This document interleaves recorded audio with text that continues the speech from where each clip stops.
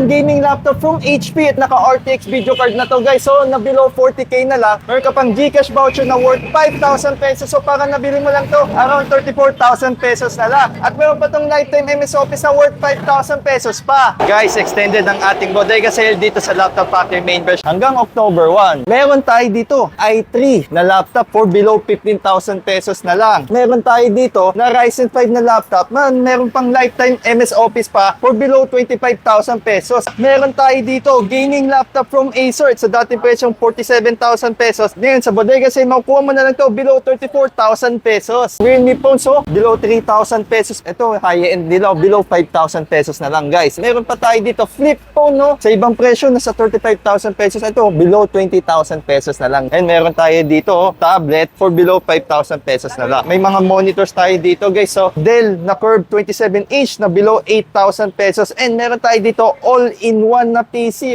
below 10,000 pesos na lang guys. At marami pa tayong iba't ibang units dito sa ating bodega sale. Kaya inuulit ko guys, extended ang ating bodega sale dito sa Laptop Factory main branch until October 1. Dapat lang tayo dito sa Robinsons Magnolia.